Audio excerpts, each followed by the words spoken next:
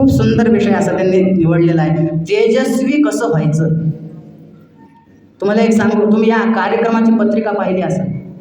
कार्यक्रमाच्या पत्रिकेतच कळून येतं माणसाने तेजस्वी कसं व्हावं. सुरुवातीला कुठला श्लोक टाकलेला आहे? अभयम सत्वसंशुद्धी ज्ञान योग व्यवस्थिती दानं दमश्च यज्ञश्च स्वाध्यायस्तप आर्जवम.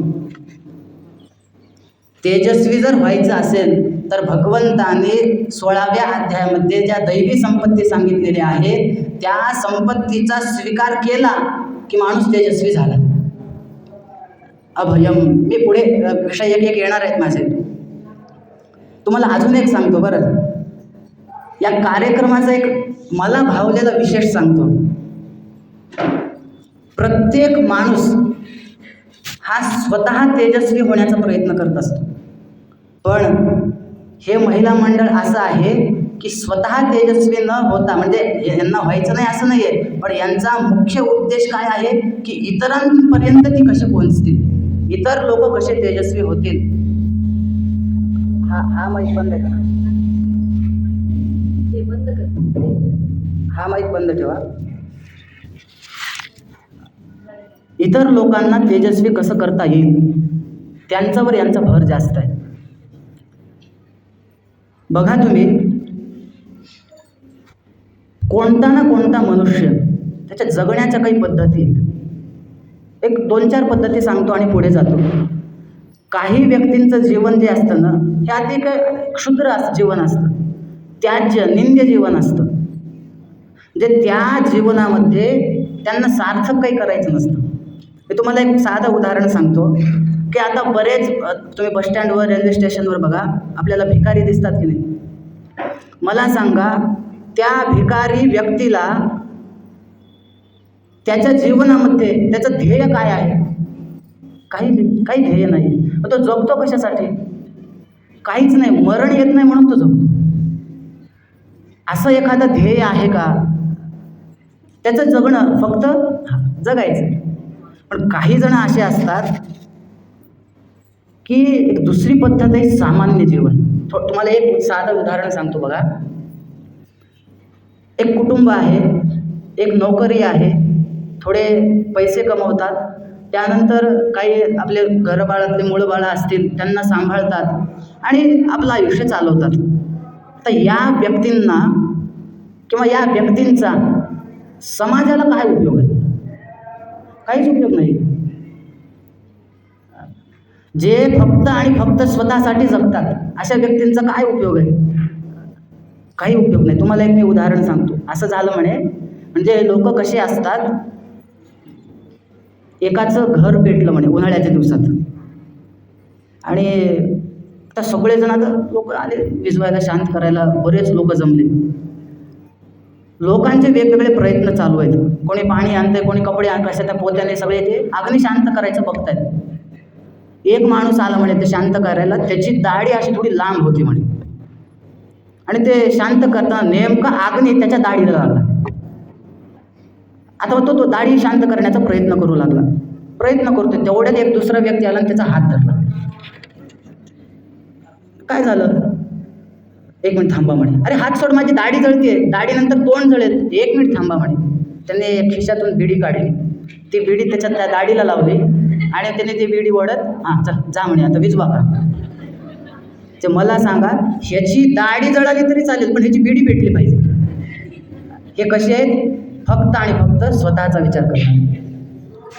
काही जण असे असतात की ते फक्त वर्तमानात जगतात, म्हणजे त्यांना भविष्याचा काही विचार नाही. फक्त आणि फक्त, जसं चार्वाकांचं एक मत आहे, प्रत्येक शास्त्रामध्ये आपल्याकडे 6 आस्तिक शास्त्र आहेत, 6 नास्तिक आहेत. तर त्या नास्तिक शास्त्रामध्ये एक चार्वाक म्हणून आहेत. त्यांचं मत काय? यावत जीवम सुखं जीवेत ऋणं कृत्वा घृतं पिबेत भस्मीभूतस्य देहस्य पुनरागमनं कुतः. म्हणजे माणसाचं जेवढं आयुष्य आहे ना, तेवढं त्यांनी खुशाल जगावं, म्हणजे पुढचा मागचा काही विचार करायचा नाही. ऋण करा परंतु तूप प्या म्हणायचं. फक्त वर्तमानाचा विचार.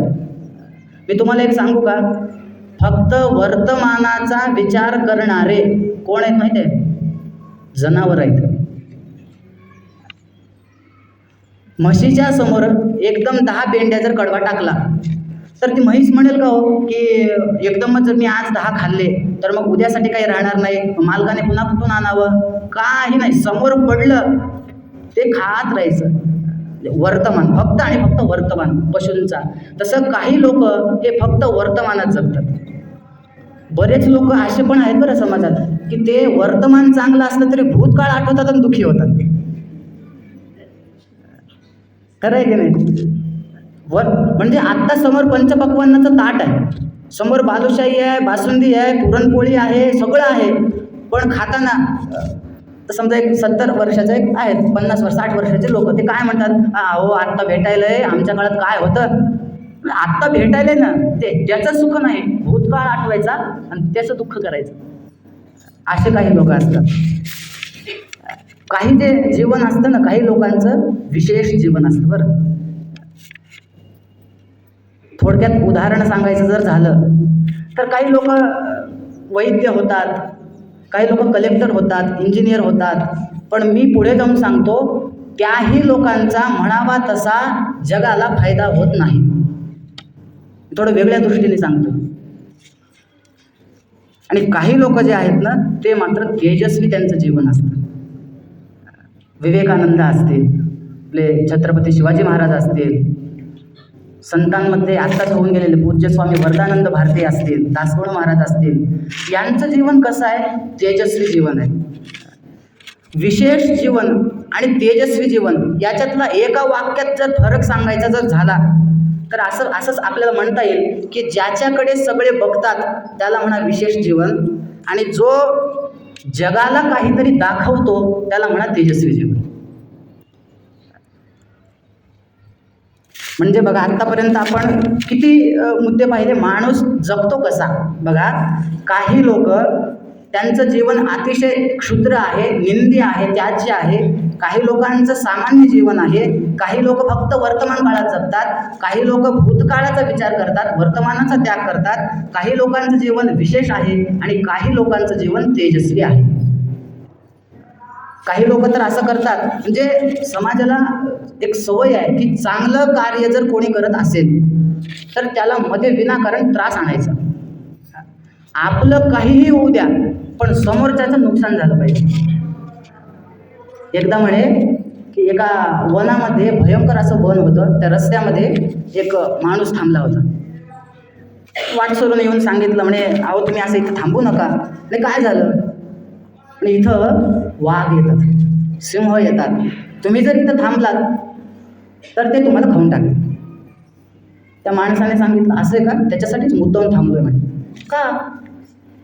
म्हणे माझी अशी इच्छा आहे की एकदा का मी इथं थांबलोय, वाघ येईल, मला तो खाईल, पण मला खाल्ल्यानंतर वाघाला चटक लागेल की या ठिकाणी माणसाची येणजाणं असते, मग त्यानंतर दररोज पुन्हा वाघ येणाऱ्या जाणाऱ्याला खात राहील. तर याच्या मनामध्ये भावना काय? फक्त आणि फक्त दुसऱ्यांचं वाईट कसं होईल, ते एवढ्या प्रकाराने माणसं जगतात. आपल्या भर्तृहरींनी नीतिशतकामध्ये खूप सुंदर एका श्लोकात वर्णन केलंय, माणसांचं जीवन कसं आहे. येते सत्पुरुषा परार्थ घटका हा स्वार्थम परित्यज्य ये, सामान्यास्तो परार्थ मध्यमभृता हा स्वार्था विरोधेन ये, ते मी मानव राक्षसा परहितम स्वार्थाय निघ्नन्ति ये, येतुक नंती निरर्थकम परहितम ते केन जानीमहे. संत असतील त्यांचं जीवन कसं आहे? येते सत्पुरुषा परार्थ स्वार्थम परित्यज्य ये, जे स्वतःच्या स्वार्थाचा त्याग करायचा आणि दुसऱ्यासाठी जीवन जगायचं. काही सामान्य असतो, सामान्य लोक कसे आहेत? आपला पण फायदा बघतात आणि समोरच्याचा फायदा बघतात. काही लोक असे आहेत की समोरच्याचं नुकसान झालं तरी चालेल पण माझा फायदा झाला पाहिजे. पण काही लोक असे आहेत की ते तेतुक नंती निरर्थकम, विनाकारण त्यांची क्रिया असते. भर्तृहरी सारखे म्हणतायत की ते केन जानी महे, त्यांना काय म्हणावं मला लक्षात येत नाही म्हणे. असे काही लोक आहेत. मग आता मला सांगा, एवढ्या सगळ्या जीवन जगण्याच्या पद्धतीतून आपल्याला कुठलं जीवन करायचंय? तेजस्वी जीवन करायचंय. आपल्याला तेजस्वी कसं होता येईल हे पाहिजे ना. तर तेजस्वी जीवन करायचं असेल तर त्याच्यामध्ये सुद्धा तुम्हाला सांगतो, त्याच्यातही 2 प्रकारचे तेजस्वी व्यक्ती असतात. तुम्हाला एक उदाहरण सांगतो. जगद्गुरु शंकराचार्य स्वतःसिद्ध होते. ते त्यांचा जन्म झाला, आता त्यांचं वर्णन करताना असं वर्णन आहे, 8 वर्षे चतुर्वेदी शंकराचार्य 8व्या वर्षी 4ही वेद त्यांचे झाले म्हणे, अष्टवर्षे चतुर्वेदी, द्वादशे सर्वशास्त्रविद, 12व्या वर्षी 6ही शास्त्रांचं अध्ययन झालं, षोडशे कृतवान भाष्यम, 16व्या वर्षी सगळ्या भाष्यांवर त्यांनी म्हणजे सगळे ब्रह्मसूत्र, उपनिषद, भगवद्गीता, प्रस्थानत्रयीवर त्यांनी भाष्य लिहिलं. आणि द्वात्रिंशे मुनिरभ्यगात, 32व्या वर्षी त्यांनी आपला देह ठेवला. मला सांगा 8व्या वर्षी कोणाचे तरी 4 वेद होऊ शकतील का? एक वेद शिकायला कमीत कमी एक 5 वर्ष तरी लागतील. पण शंकराचार्य कसे होते? स्वतः सिद्ध होते, शंकराचार्यांचे अवतार होते. पण ह्याचा अर्थ असा नाही की शंकराचार्यांनी त्यांच्या जीवनामध्ये त्यांनी काही कष्टच घेतले नाही. म्हणजे मी तुम्हाला एक उदाहरण सांगितलं की तेजस्वी जीवन कोणी जगलं तर शंकराचार्य आपण एक उदाहरण बघितलं. असं म्हणतात की शंकराचार्यांना सुद्धा परमताचं खंडन करण्यासाठी भरपूर कष्ट घ्यावे लागले. त्यांचं तुम्ही जर चरित्र बघितलं, असं म्हणतात की जेव्हा शंकराचार्यांना मीमांसा मताचं खंडन करायचं होतं, तर ते गेले म्हणे काश्मीरला. आणि त्यांचं कसं आहे, मीमांसक शक्ती, थोडा शास्त्रविषय आहे पण अगदी थोडक्यात तुम्हाला सांगतो. कुठलंही कार्य करताना त्याच्यामध्ये एक शक्ती असते बघा. तर शंकराचार्यांचं मत होतं की शक्तीची गरज नाही, वेगळी शक्ती हा वेगळा पदार्थ स्वीकारायचा नाही. भगवतींनी पाहिलं आणि भगवतींनी त्यांना काहीतरी बोध द्यायचा असं ठरवलं. अचानक त्यांची तब्येत बिघडली, अंग गळून गेलं, सगळं झालं. शेवटी शांत बसले. आता काय करणार, बोलायची शक्ती नाही. वेगळ्या रूपामध्ये भगवती तिथं आले आणि म्हणाले, काय हो आचार्य, तुम्ही इथं कसं काय आलात काश्मीरमध्ये? नाही म्हणे, शास्त्रसभा करण्यासाठी आलोय आणि मला शक्तीचं खंडन करायचं. मग करा ना. काय झालं म्हणे, मला म्हणजे बोलण्यासाठी माझ्या शरीरामध्ये शक्तीच राहिली नाही म्हणे. मग त्या भगवती स्वरूपात असलेल्या स्त्रीने सांगितलं, मला सांगा, अहो तुम्ही आलात कशासाठी? शक्तीचं खंडन करायला, आणि पुन्हा म्हणताय की माझ्यामध्ये शक्ती नाही म्हणून मी बोलू शकत नाही. म्हणजे पुन्हा काय सिद्ध झालं? शक्ती हा पदार्थ. आता हा वाद आहे तो बाजूला ठेवा, पण याच्यातून एक तरी लक्षात येईल की नाही की शंकराचार्य जरी असतील, अष्टवर्षे चतुर्वेदी जरी असतील, काहीतरी करण्यासाठी त्यांनी काहीतरी कृती केली की नाही. तेजस्वी जीवन. आपल्या आत्ताचं उदाहरण पूज्य स्वामी गोविंद देवगिरीजी, किशोरजी व्यास, त्यांना मी अगदी म्हणजे खूप असं जवळून पाहिलेलं आहे, ओळखतो. त्यांच्यामध्ये बघा तुम्ही, आज या देशात आहे तर उद्या त्या देशात आहे. तिथल्या देशातून आले लगेच पुढे कथा सुरू आहे, ती कथा संपली की पुढच्या राज्यात कथा सुरू आहे. म्हणजे एवढं कार्य ते करत असताना सुद्धा ते कधी थकलेले दिसले का? असं तर मी ऐकलेलं आहे की उरलेल्या प्रवासामध्ये ते वाचन करतात म्हणे.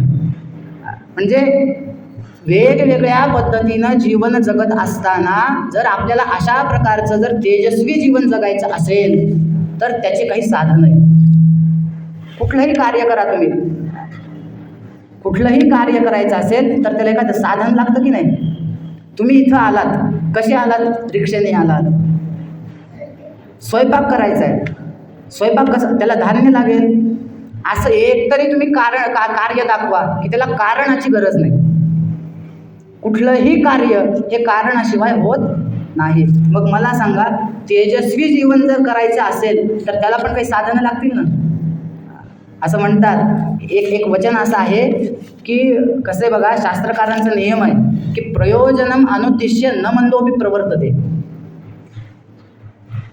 मला तेजस्वी व्हायचं आहे, मला सर्वांपेक्षा श्रेष्ठ व्हायचं आहे, पण पहिल्यांदा समोरचा विचारेल की मला याच्यातून काय मिळणार. मी तेजस्वी झालो, मला काय मिळेल?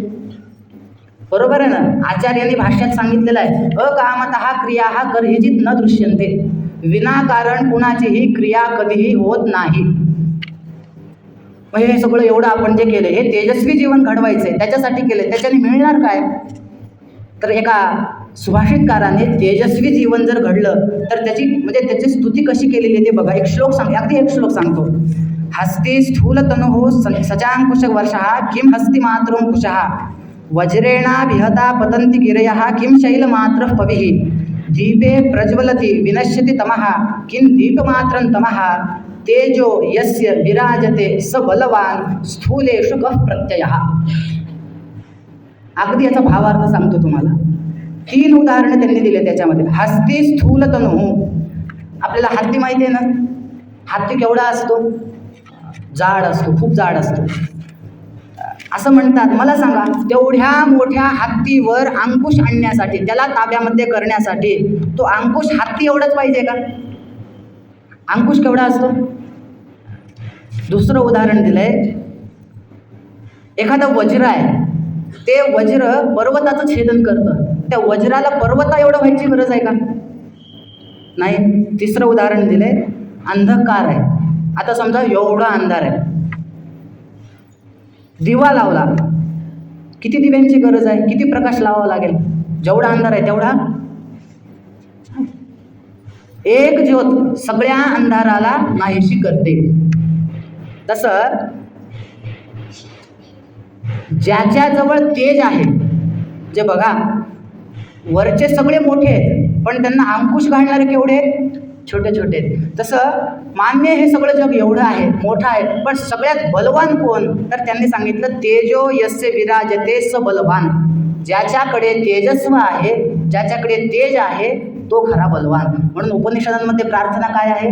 सहना भवतु सहनौ भुनक्तु सह वीर्यं करवावहै तेजस्विनावधीतमस्तु. प्रार्थना केली, आम्ही कसे असावे? तेजस्वी व्हावं. मग आता तेजस्वी होण्यासाठी काय करावं? अनेक साधनं सांगता येतील. बघा, इथं सुद्धा भरपूर साधनं आहेत, पण आता मला एक करावं लागेल की इथं जे नाहीत ते मला हुडकावे लागतील. असं म्हणतात की विनाकारण आपल्याच कुटुंबावर किंवा आपल्याच मित्रावर प्रहार करणे आणि शत्रूंना सोडून देणे, हे जो करणार नाही त्याला तेजस्वी म्हणा. तेजस्वीच्या अनेक व्याख्या आहेत बरं, पुढे मी सांगेलच. एक व्याख्या सांगतो, मौनी पाद प्रहारेपी नक्षमी नीच एव सहा आकृष्ट शस्त्रो मित्रेपी न तेजस्वी खलो हि सहा. काय सांगतात बघा, पादप्रहारेपी मौनी म्हणजे आपल्यावर जर एकाने आक्रमण केलं, आपल्या धर्मावर जर कोणी बोललं, आपल्या धर्माला जर कोणी नावं ठेवली, त्यावेळेस जर मौनी म्हणजे जर आपण गप्प बसलं, तर शास्त्रकार म्हणतात तो क्षमाशील नाही, न क्षमी मग नीच एव सहा. त्याच्यासारखा निंद्य मनुष्य कोणी नाही. आकृष्ट शस्त्रो मित्रे, आपल्यावर आपला मित्र आहे पण त्याचा जर आपण घात केला, न तेजस्वी म्हणजे त्यावेळेस आपण पराक्रम दाखवलाय, त्याच्यावर प्रहार करणं पराक्रम केलाय, पण शास्त्रकार त्याला तेजस्वी म्हणत नाही, त्याला दुष्ट म्हणतात. म्हणजे काय झालं? मित्रांवर शस्त्र न उचलणं. शस्त्र याचाच अर्थ काय? विनाकारण त्यांना त्रास न देणं मित्रांवर. आणि शत्रूंशी कठोर वागणे, शत्रू आहेत म्हणून सोडून द्यायचं नाही, त्याला खरं तेजस्वी म्हणा. पण आपल्याला दासबोधामध्ये रामदास स्वामींनी सांगितले बघा, धटासी असावा धट, उद्धटासी पाहिजे उद्धट, खटनटासी खटनट अगत्य करी. जशास तसं आपण उत्तर दिलंच पाहिजे. मला लोक म्हणतात, महाराज तुम्ही भागवत कथा सांगता, भागवतामध्ये चतुर्थ स्कंद ध्रुवाचं चरित्र आहे. आपल्याला माहीत असेल, आपण इथले सगळे सुज्ञ श्रोते आहात.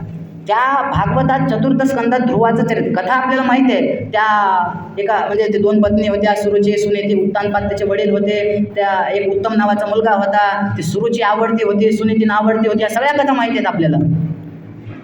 मुद्दा कुठं आहे बघा, ज्या वेळेस ध्रुव बाळ आपल्या वडिलांच्या मांडीवर बसायला गेला, सावत्राईने काय सांगितलं? म्हणजे तुला इथं बसता येणार नाही, तुला जर इथं बसायचं असेल मांडीवर तर माझ्या पोटी जन्म घ्यावा लागेल. आता हे शब्द म्हटल्यानंतर ध्रुवाला राग आला. ध्रुव गेला आईकडे रागाने, आईला सांगितलं, आई असं असं झालंय. आता मला लोक म्हणतात, महाराज ध्रुव तर भगवंताचा भक्त होता, त्याला राग कसा यावा? ध्रुव भगवत भक्त आहे, त्याला राग कसा यावा? पण मला सांगा, त्या सुरुचीनं ध्रुवाला बोलली नव्हती, तू माझ्या पोटी जन्माला ये, याचा अर्थ त्याची आई चांगली नाही. मला सांगा, आपल्या आईला बोलल्यानंतर, आपल्या धर्माला बोलल्यानंतर, आपल्या वडिलांना बोलल्यानंतर आपल्याला राग यावा की नाही? अशा वेळी ज्याला राग येईल किंवा ज्याला राग येतो तोच तेजस्वी होऊ शकतो.